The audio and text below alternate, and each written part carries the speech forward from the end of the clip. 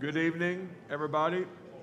So good to see you out tonight on a good bracing, yes, on a good bracing tonight, weather night. In fact, I'm pleased that we have so many people who will brave the brave this temperature drop. So good to see you here. And when the time comes, Brother Marlon, will you lead us in a prayer?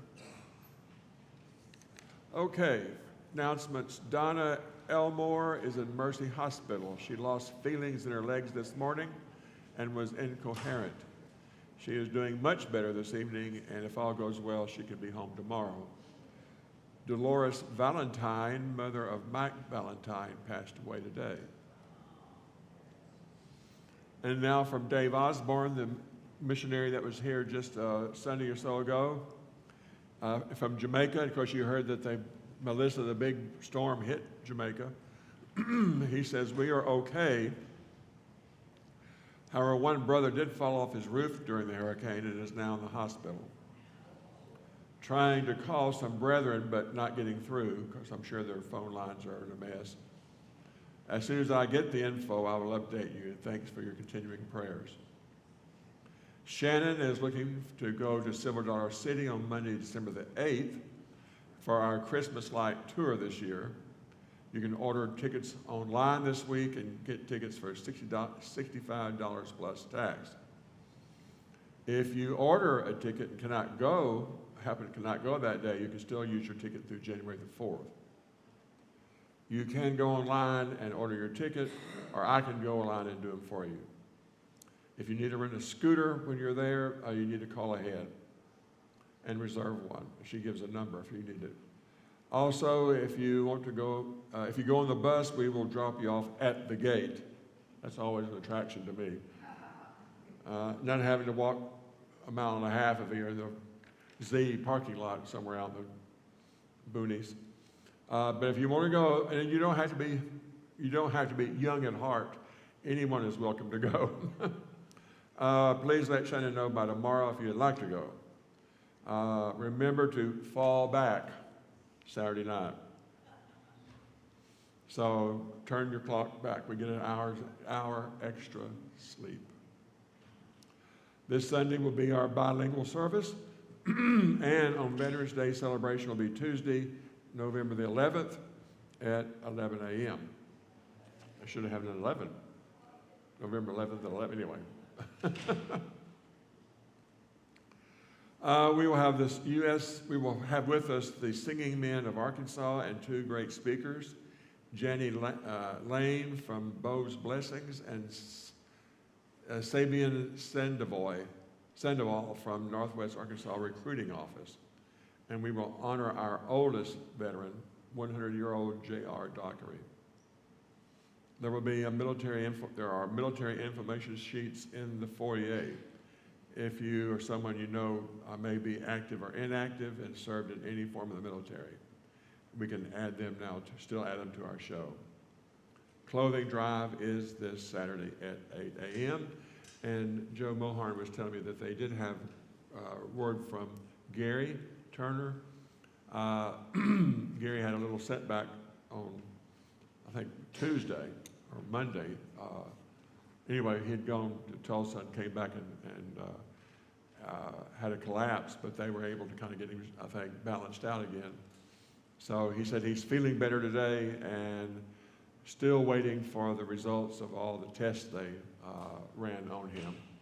So, but keep Gary and Kathy in our prayers too. So, but it is good to know that he said he was feeling some better. So, okay. Anything else? Yes, sir.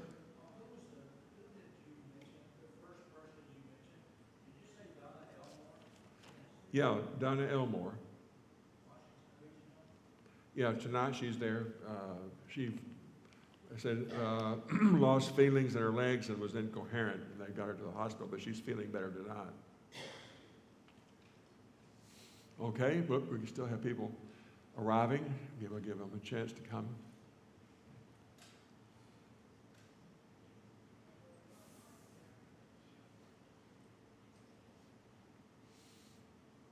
So again, so good to have you with us tonight, and we'll now have a prayer. Brother Marlon will give us a prayer.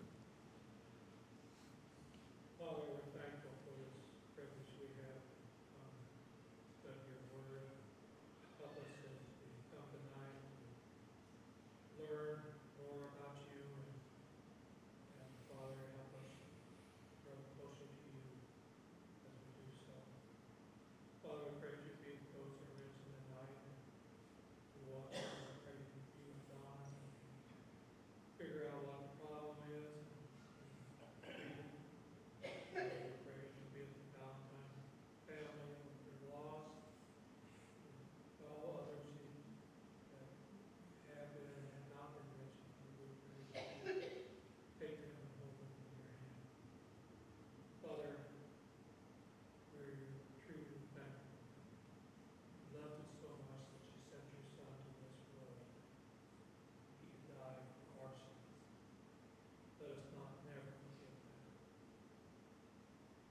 We pray that you will help us to walk the walk that you want us to in this life, that we will be examples to those that are around us, that they may know what Christianity is and what it stands for. We pray that you will be with all we good as we go home this night, and be with our families. And Father, we know that there is no place we go except to you. It's our prayer in Jesus' name. Amen. All right, we'll go tackle this in a few minutes, the present crisis, but I wanted to take a little time to we kind of reached a singular point here. Last time in chapter 11:15, I gave you what was called the penultimate or the theme verse of Revelation. And that is, of course, the kingdoms of this world have become the kingdoms of our Lord and of his Christ, and he shall reign forever and ever. Now,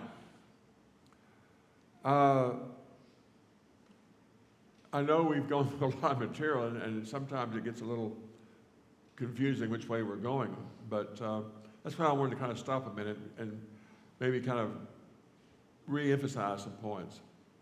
Now, at the very beginning, of course, I tried to make a real point that first and foremost, we have to look through first century glasses. What did the people there? It was written to these 7 churches. Now, that's not where it stops, because so much that we've already seen, you can go from there and it impacts us too. Some of it is eternal. We start right off, if we were the 4 horsemen of the apocalypse. And we said, this is a testimony, this is an example of the whole history of mankind, of the history of the world from the beginning. Conquest, war, pestilence, death. Does that go on today? Yeah. Well, it was told to them, we were saying to write something to these people to put them in the context of world history, I guess you could say, of the history of mankind. Now, when we get down here, we're finally going to zoom in now more closely to their present crisis, which is going to be the rise of the beast.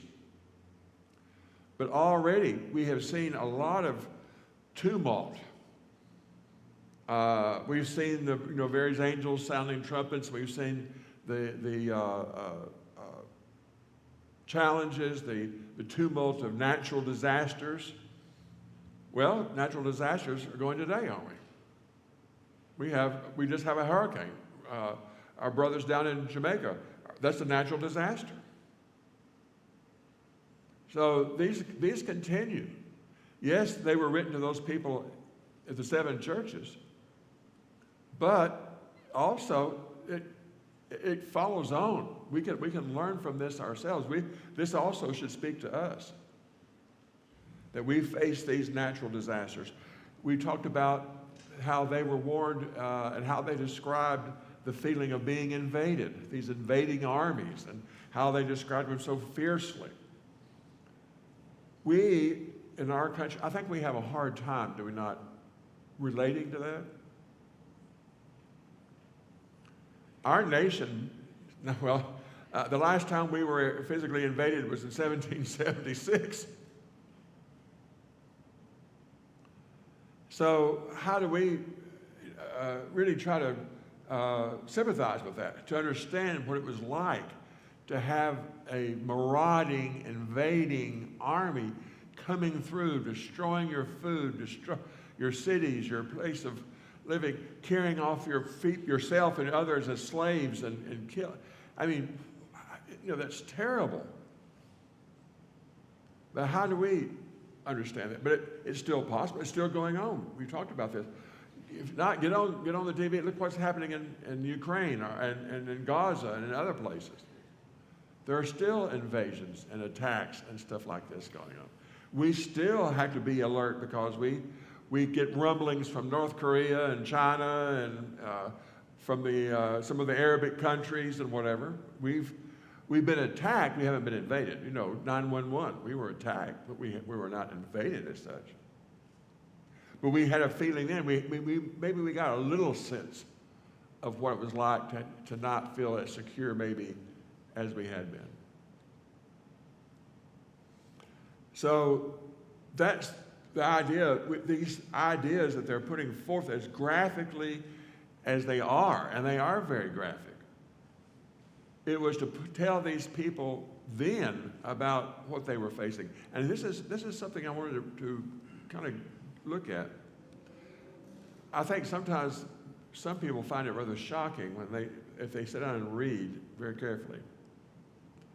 Because most of what we hear is about good things, right?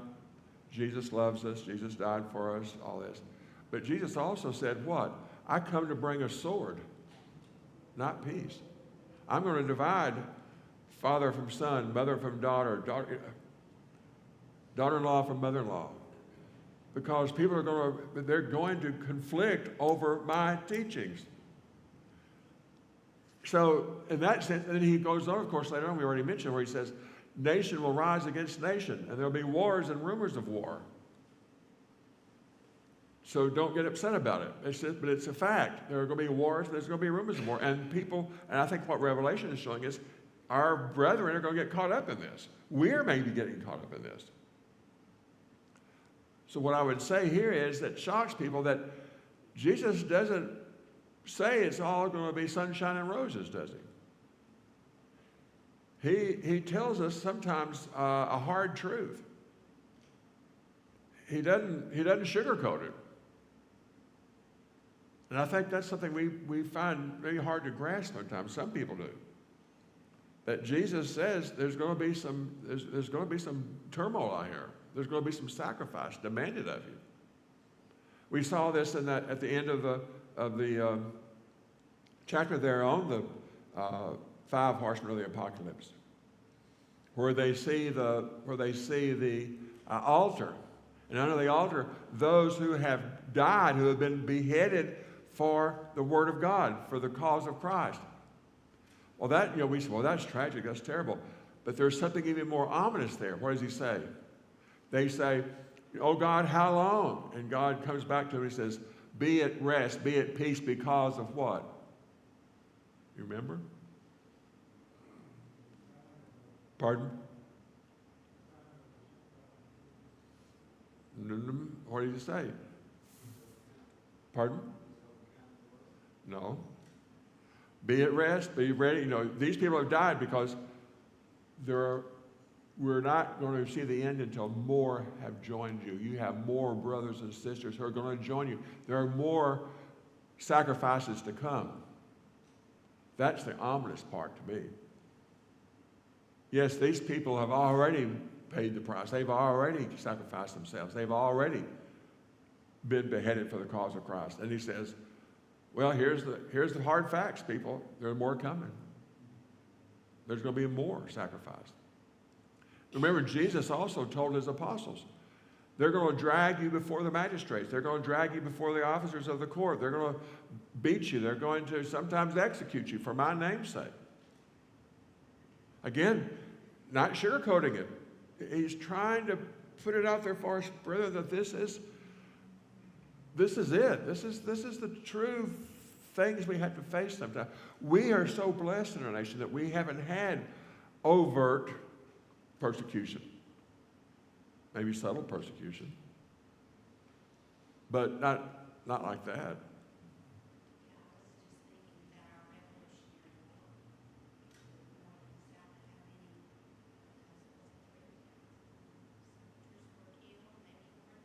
In what? The Revolutionary, yeah, it was about 3 or 4,000. But in the Civil War, 650,000 killed in battle. And you know what? When you start talking about the civilians and collateral damage, it puts it over 1 million. Over 1 million casualties. Yeah. There were more soldiers who died either in battle or because of battle-borne diseases in the Civil War than in all of America's wars put together, including World War II up to the present day. It's just, we can't imagine the carnage that the Civil War brought, and the invasion and whatever. And, we're going to talk about these invasions. There are going to be, the Romans invaded, but then there are going to be more invasions. You can keep right on going. There'll be the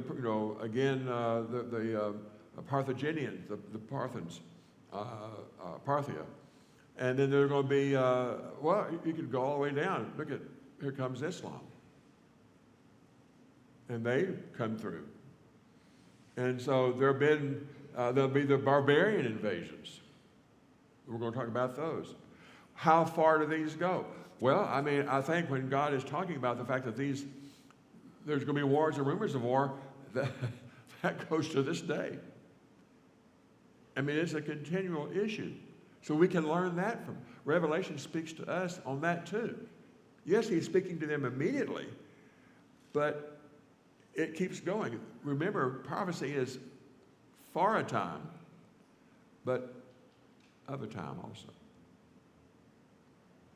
So it's for this time. Yeah, I'm telling you what's going to happen in the next, but you can draw some examples from this. You can draw some conclusions from this that it's going to be for you. Maybe you could be like the great poem, "Ask Not for Whom the Bell Tolls." That's a wonderful poem. Is it Edward Blake? Can't think of it anyway. Pardon? But, it's a wonderful, John Donne. It's a wonderful poem. He's musing. He hears the church bell tolling for a death. And he says, I thought about asking my maid or whatever to go and ask who has died. For whom is the bell tolling? And then he started thinking about it. And of course, he concludes the poem by saying, don't ask for whom the bell tolls. It tolls for thee. Because we're all together. Just like this lady that died, we feel pain together when we're close as a family. Because this is part of being a Christian. And Revelation is pouring this out. Yes, it's hyperbole, much of it.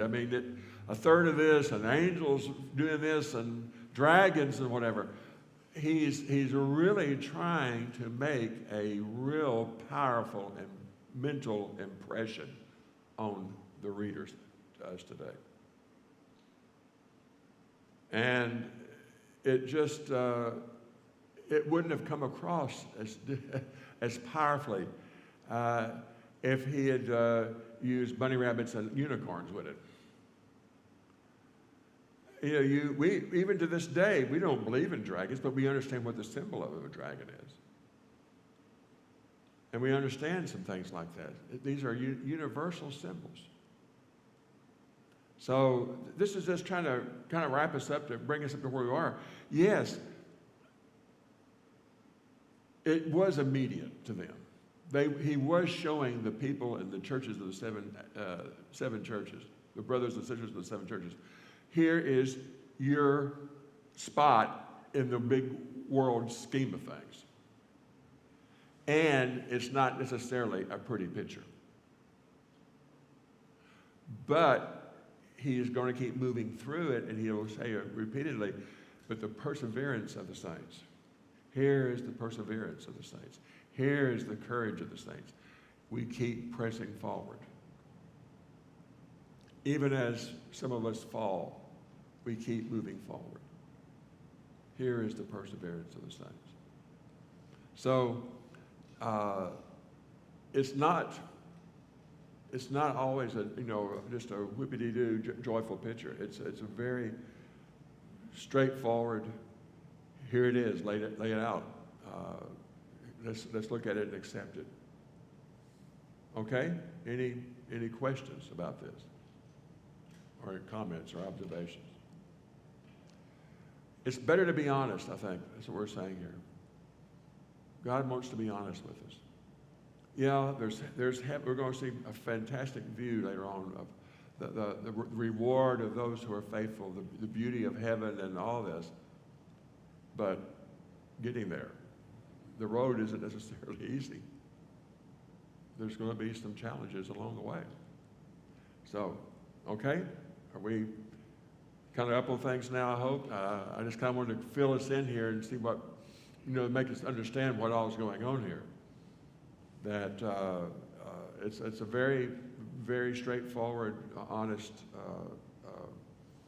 view of our place in the world and world history.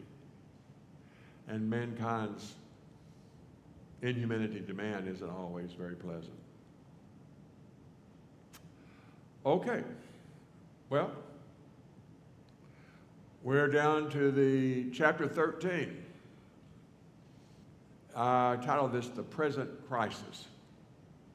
Well, that's present for them. And it brings to mind one of my all-time favorite poems. It's titled The Present Crisis. It was written back, James Russell Lowell. It was written at the beginning or at the start of the Civil War. And there's one stanza that is tremendously powerful. It says, "Truth forever on the scaffold, Rome forever on the throne. But that scaffold sways the future, and behind the dim unknown standeth God within the shadows, keeping watch above his own."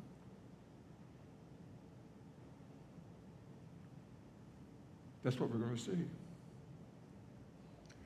God is there. Even when the darkest, he's in the shadow, but he's there. He sees it.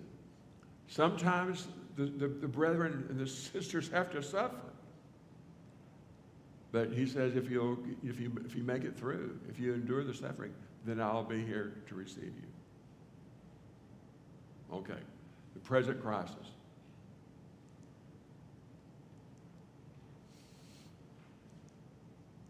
Emergence of the beast. We'll talk about that in a minute. The emergence of the beast and the false priest. And the chapter ends, of course, very ominously with 666. Now, actually, the last little verse in the previous chapter should come here. And the dragon stood on the sand of the sea. Because the dragon now is going to bring forth the beast. And I saw a beast rising out of the sea with 10 horns and 7 heads, with 10 diadems on its horns and the blasphemous names on its head. So the dragon is on the sea, and he's bringing out, okay, he's calling out this beast. 10 horns, 7 heads. These are symbols of power, rule, dominance, all kinds of things like this. And the beast that I saw was like a leopard. Its feet were like a bear's, and its mouth were like a lion's mouth. Okay, about every known human devouring creature you could name at that time, he puts in here, again to make an impression. This is a fierce creature, okay? A lion, a leopard, a bear, rend you, chew you, eat you, whatever. It's a powerful creature. The beast, as we're going to be pointing out now, coming up, will be the emergence of emperor worship.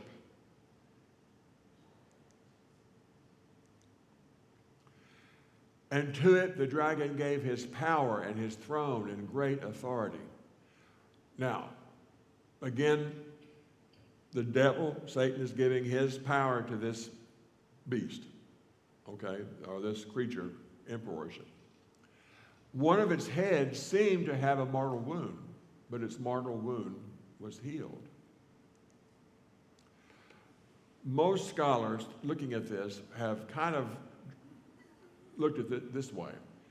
The head with the mortal wound would probably be someone who would return and who would be like or similar to Nero.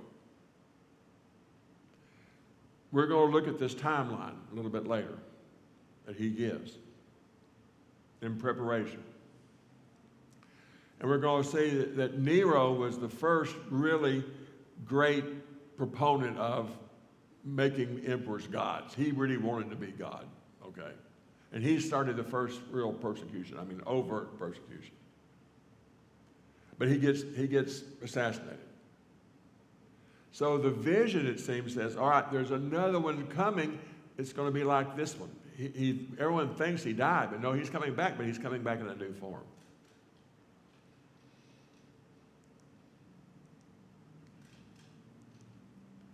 And the whole earth marveled as they followed the beast. And they worshiped the dragon, for he had given his authority to the beast. And they worshiped the beast, saying, who is like the beast, and who can fight against it?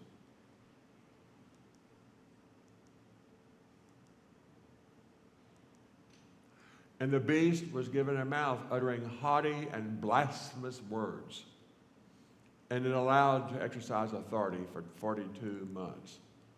And it's opened its mouth to utter blasphemies against God, blaspheming his name and his dwelling, that is, those who dwell in heaven. Also, it was allowed to make war on the saints and to conquer them, and authority was given it over every tribe and people and language and nation. And all who dwell on the earth will worship it, everyone slain from the foundation of the world whose names are not written in the book of life of the Lamb. Okay, why do we think, again, Domitian here? This is the formal declaration of emperor worship. He asked to be and was declared a god by the Senate and mandated emperor worship.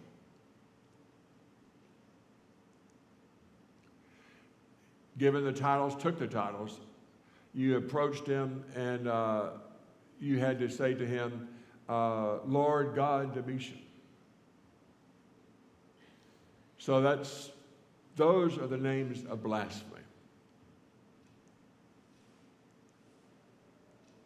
So people may ask then, what is blasphemy? First, taking upon oneself the attributes belonging to God. That's the biggie, right?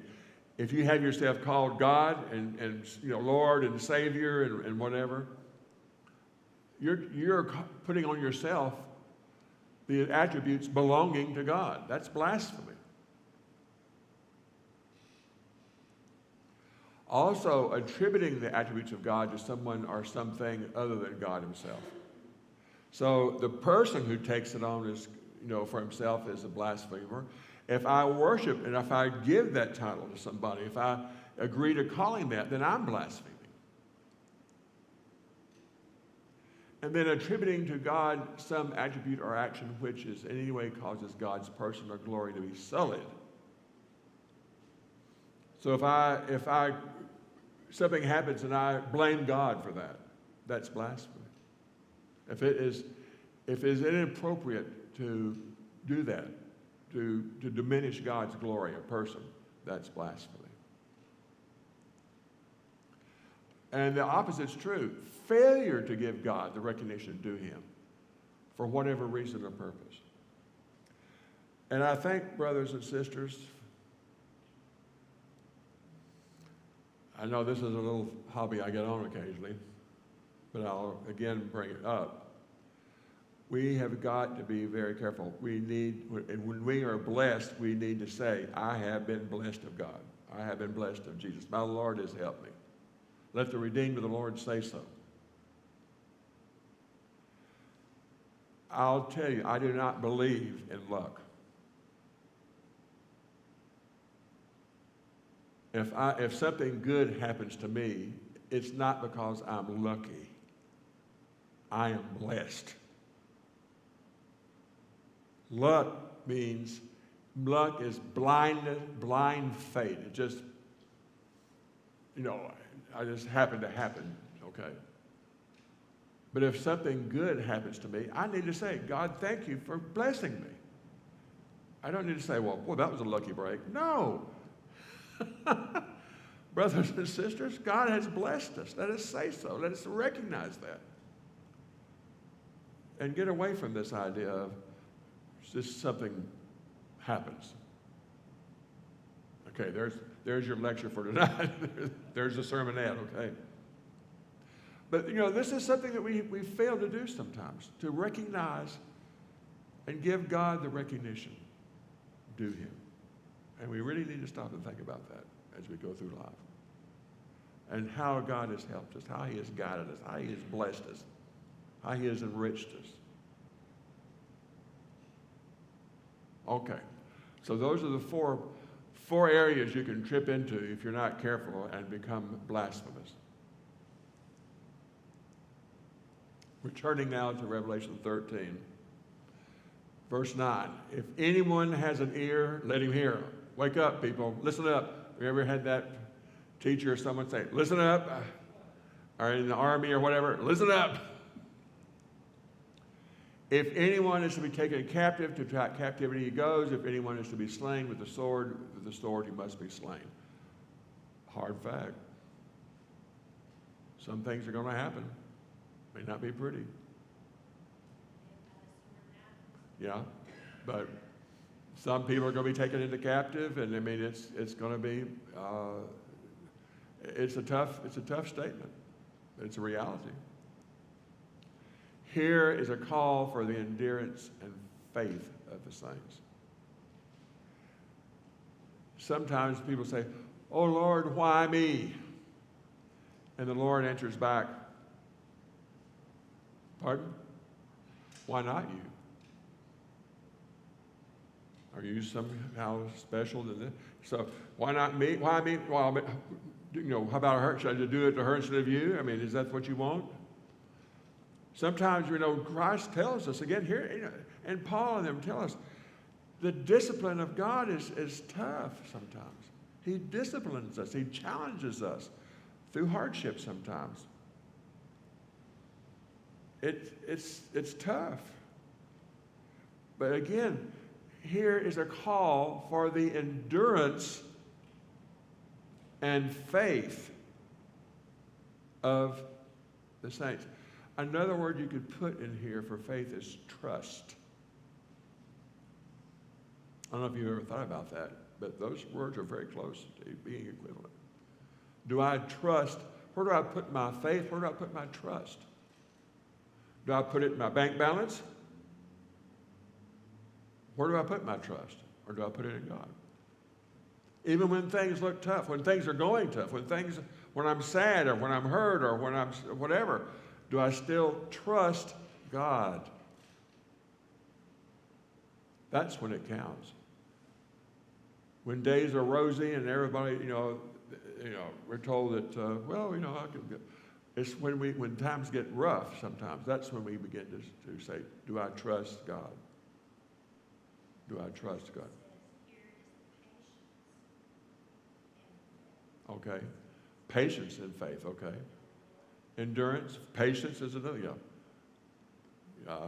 Patience, Some of us have a hard time. Americans as a whole, I think, have a hard time with patience. We have what we call immediate gratification. Yeah, that's why you go there. I got to drive through. I want it now. And we get on and talk to Amazon, and one day rush. And that's why people with these like Walmart and others are trying the idea of drones bringing you your stuff immediately. In some places they're doing this. You call them up in a few minutes, and it drops it on your front porch. Because we're so impatient. You wonder about our grandparents and our great-grandparents. We live in an absolutely staggeringly, amazingly time. In those days, just a few generations back, you would order something from Sears or whatever, and it might take 2 weeks, especially if you were out west. They have the song Wells Fargo Wagon. And, you could order, and it would take time. Pardon? Sometimes months. Sometimes months. And now we get it, if we don't get it immediately, we're just like, I'm going to give you a bad shout out on what is it, on YouTube? Not YouTube, but what's the show? It starts with a Y. Yahoo? Yeah, I'll give you a bad, Okay. There's an interesting creature. And then I saw another beast rising up out of the earth. It had 2 horns like a lamb, or a lamb with 2 horns, and it spoke like a dragon. So here's a lamb, little lamb, little fuzzy lamb, but it spoke like a dragon. It's a dragon in lamb's clothing. Well, I guess we're not going there. But, we had that expression, wolf in lamb's clothing. Someone, or sheep clothing. A wolf in sheep's clothing, or lamb, small wolf. This creature exercises all the authority of the first beast in its presence and makes the earth and its inhabitants worship the first beast. These are the enablers. And especially the one whose mortal wound was healed, which will be Domitian. It performs great signs, even making fire come down from heaven to earth in front of people. And by these signs, it is allowed to work in the presence of the beast, and it deceives those who dwell on the earth, telling them to make an image for the beast that was wounded by the sword and yet lived. Well, they made images of Nero, and they made images of Domitian, and all these, and later on other emperors. And this was part of, in fact, emperor worship, they mandated that they were to put statues of the emperor in every temple throughout the Roman Empire. Yeah.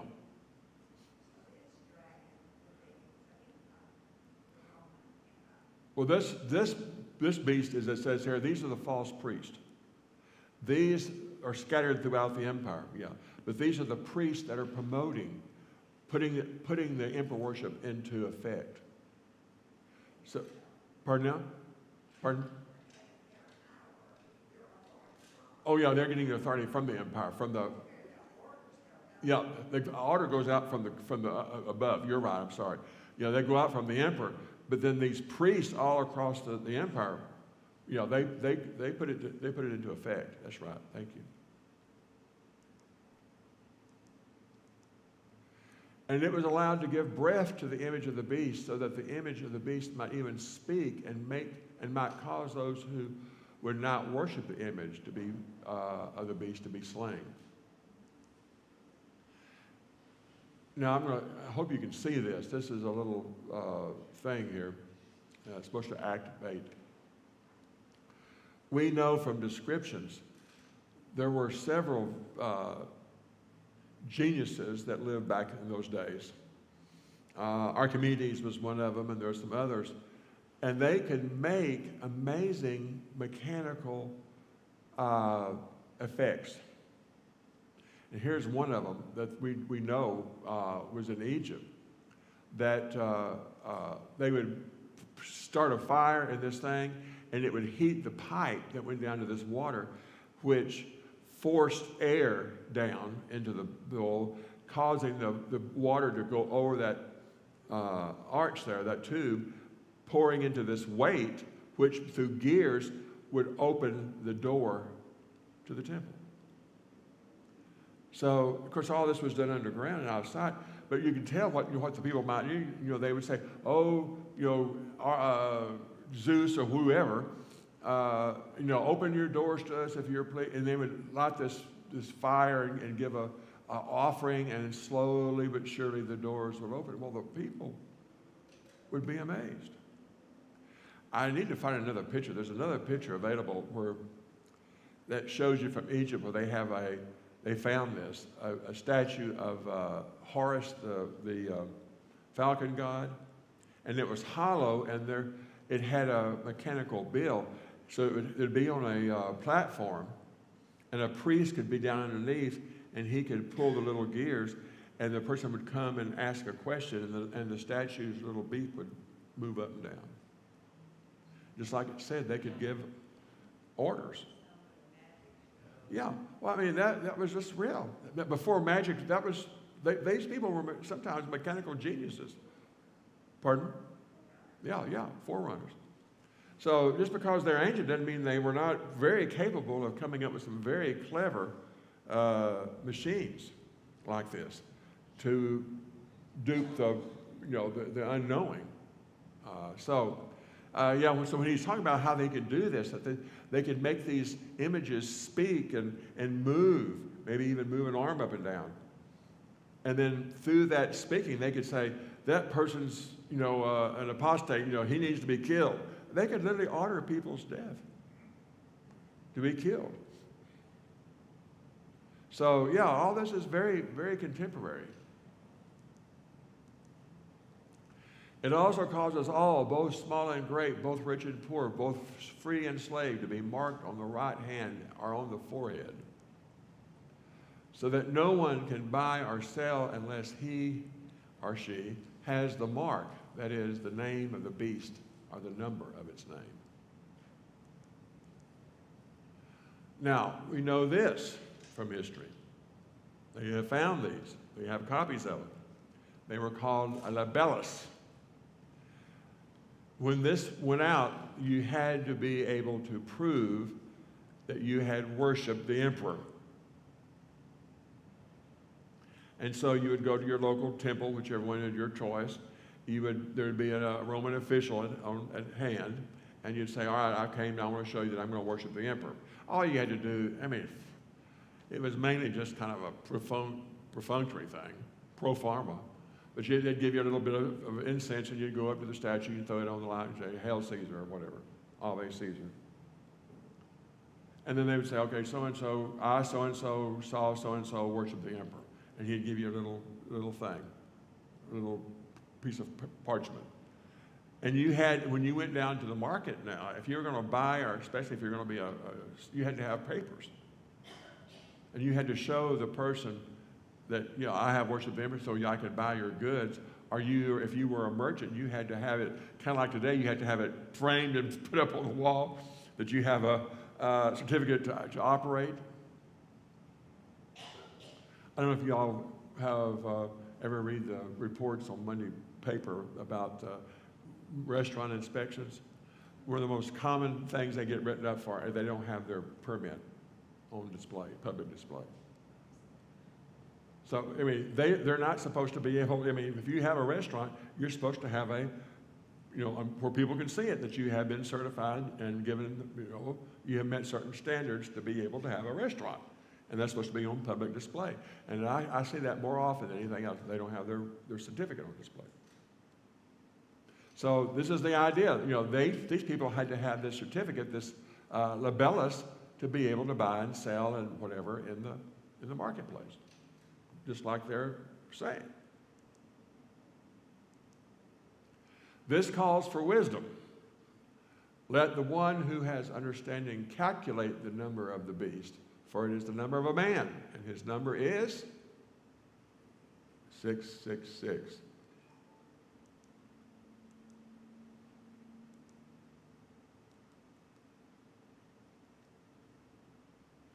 Well, of course, the number of the beast has been widely debated. And by the way, this was not unusual. In fact, the Jews did it in really every language. We could do it in English. You could take like A1, B2, C3, and give every letter of the alphabet a number, and then you could take your name, like Paul or Kayla or whatever, and add up the number. And people have done that just for fun, and use their numbers for different things. Maybe as a code, maybe as your telephone code or your door code or whatever. So this was very common back then, that they would often do this, give each other or use their name in a number code, okay? So this is not unusual for them to see this. Now, through the years, all kinds of things have been chosen for the number of the beast. Anyone know what happened on August the 14th, 1935?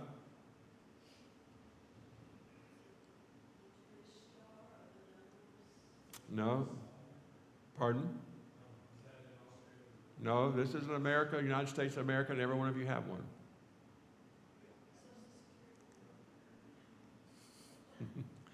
On August the 14th, 1935, the first Social Security number was issued. And there was a tumult among certain church peoples. This is the number of the beast. They're trying to take our number. We can't, well, I haven't seen it come that way yet, maybe, but that was a big deal. I mean, you can go back and look at it historically. There are a lot of people who made a real big deal out of this. And guess what the next one was? June 26, 1974, the Universal Product Code. People made a big deal. This is another number of the beast. June 26, 1974, the very first pardon? Yeah, but the first product was scanned. And I forgot, they can even tell you the grocery store chain. That there was the first one or the first thing and what it was that scanned through. So again, here's a number. Is this the number of the beast? You can add that up. Can you? Well, I don't know what you do with this. I still haven't understood this to this day. People, I look at that and go, blows my mind. Okay. Some believe then that 7770, the Trinity of sevens, was God's seal, God's mark, God's number, 777. Because 6 then misses 7, comes up short, 666, they think could just be symbolic that, okay, this is Satan's mockery of God's symbol. It's a Trinity of sixes. Very famously, Nero Caesar. And they add up these are Jewish letters of the alphabet.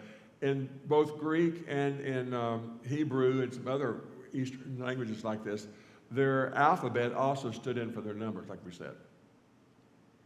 The same thing even in Latin. What's L? 50. So, you go like that. You can use these letters to be numbers too. So someone has worked this out that you could, line up all these together and you could get 666 in Hebrew for Nero Caesar. But then you ask, why Hebrew? Well, yeah, there were probably some Jews handy. There were probably Jewish Christians, but I don't know. Maybe so. I don't know. But anyway, 666. That's one thing that someone has come up with. That again, Nero Caesar. It fits, but is it absolute? It's an idea. It's a suggestion. Plausible, maybe. Here are some other candidates for 666 through history. Stalin. You can see why some of these guys. And, well, we'll go ahead. I'll mention something. Louis XIV. Muhammad is a big favorite, from Christian point of view. Napoleon during his time. Hitler, of course, during the night. He was a biggie. People, he's the beast, But his counterpart was also not very popular. There were some people who said because he put through Social Security and some of this stuff, and they saw FDR as the beast. Well, one of my old professors said, given enough time and effort, I could probably take your name and come up with some kind of a scheme to make your name 666. So this is the thing, is we had to be very careful how far we go with this. We do know then, well, I'll put it this way, the meaning of the number 666 is not an absolute certainty. It remains somewhat of a mystery. As you say, it could be Nero Caesar. That's more than rational. I don't think it was FDR, but I think Nero Caesar is as good as any. You could maybe play around with it and come up with Domitian. I haven't tried to do so. But you can't point with this with any absolute certainty. So I say the first century Christians probably saw it in some ways as maybe pointing towards Domitian and emperor worship. Oh yeah, he was, very much so. Very much so. Much worse than Nero. Nero was local, Domitian took it empire-wide. So ultimately, 666 has come to be identified in certain groups with almost anybody who comes down the pike they don't like. So, if you come up with somebody you don't like, you can make him 666. Yes, ma'am.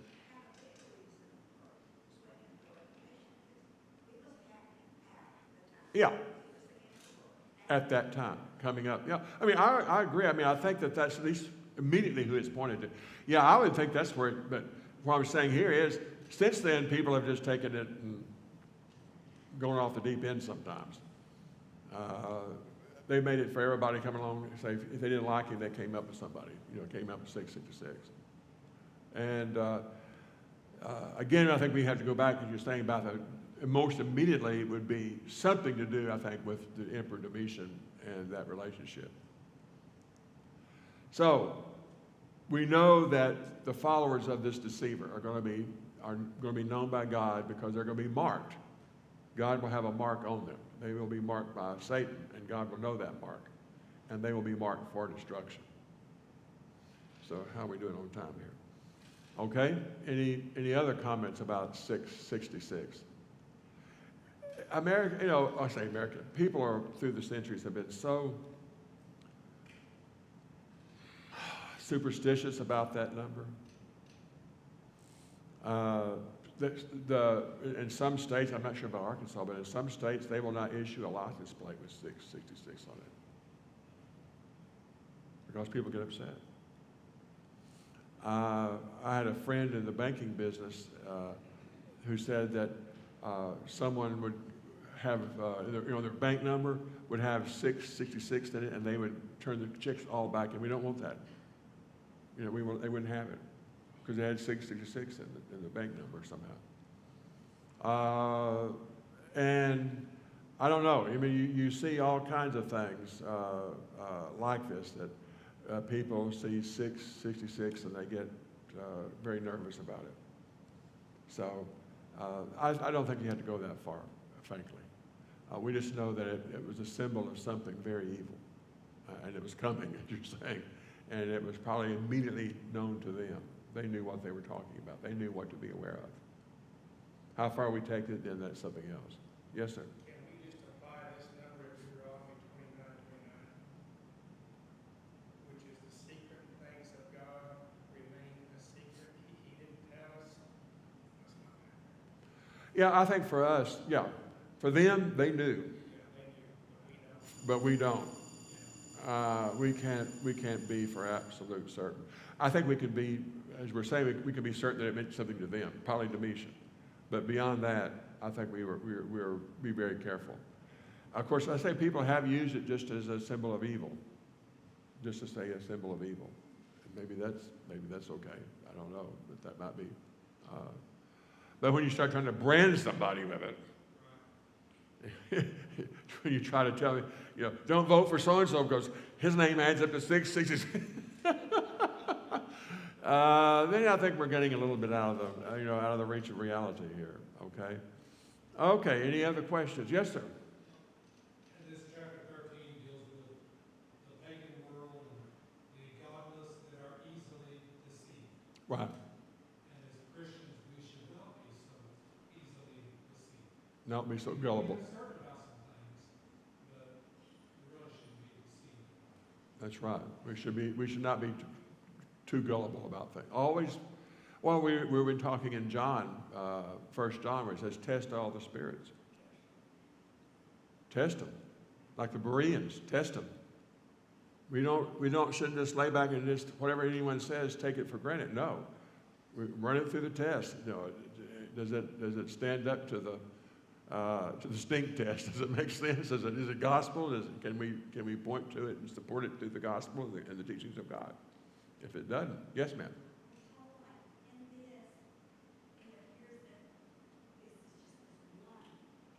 Yeah.